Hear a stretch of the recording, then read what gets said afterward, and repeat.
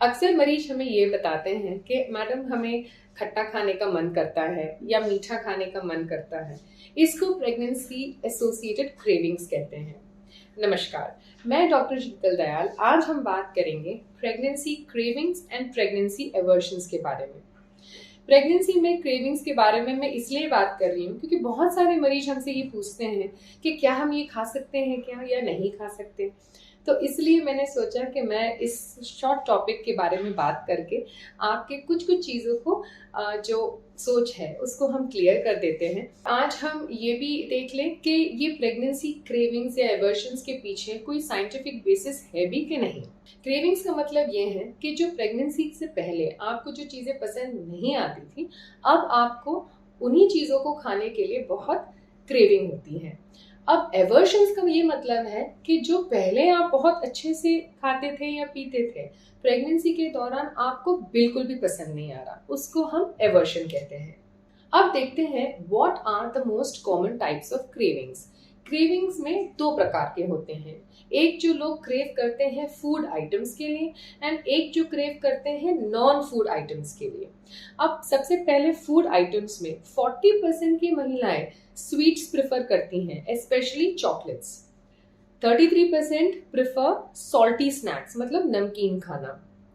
17% of patients prefer spicy Chinese cuisine and बाकी के जैसे सार खाना जैसे pickles, tamarind, citrus fruits like lemon, संतरा etcetera. So non food items में सबसे पहला आता है कलम। उसके अलावा मिट्टी, बर्फ या पेंसिल की लीड। अब एवर्शंस को देखते हैं। अब एवर्शंस में alcoholic drinks, canned drinks, caffeinated drinks जैसे टी, कॉफी या फैटी फूड्स। अब प्रेगनेंसी में क्रेविंग्स क्यों होता है? प्रेगनेंसी में क्योंकि हार्मोन्स बहुत हाई लेवल में होता है, ये हार्मोन्स के कारण अपना टेस्ट और स्मेल का सेंसेशन बहुत एक हाई लेवल पे पहुंच जाता है। हाइटेंड लेवल ऑफ ये टेस्ट एंड स्मेल सेंसेशन के कारण ही हमें एक एवर्शन या क्रेविंग होने लगती है। सो अब देखते हैं कि कुछ क्रेविंग्स का क्या मतलब होता है या हम लोग क्या प्रिज्यूम करते हैं। Cravings for non food items such as clay, dirt मतलब मिट्टी, कलम, बर्फ signifies probably a deficiency of iron or zinc।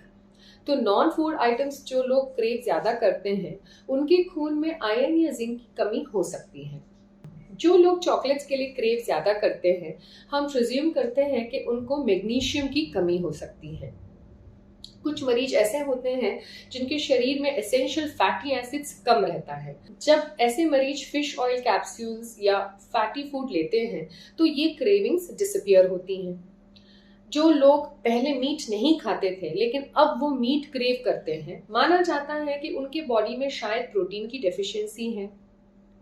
अब जिन लोगों को एवर्शंस है, मतलब जो पहले बहुत सोडा, टी, कॉफी लेते थे लेकिन प्रेगनेंसी में उनको बिल्कुल भी ये अच्छा नहीं लगता है, तो ये एवर्शंस शायद एक प्रोटेक्टिव मैकेनिज्म हो सकता है बॉडी के लिए, क्योंकि ये सब चीजें ना लेने से प्रेगनेंसी के लिए बहुत लाभदायक हो सकता है।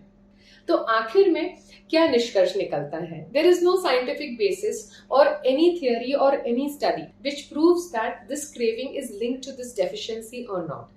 तो इसका मतलब ये है कि अगर आपको फूड आइटम्स का क्रेविंग है तो it is okay, you can indulge moderately, मतलब आप थोड़ा थोड़ा करके उन चीजों को खा सकते हैं।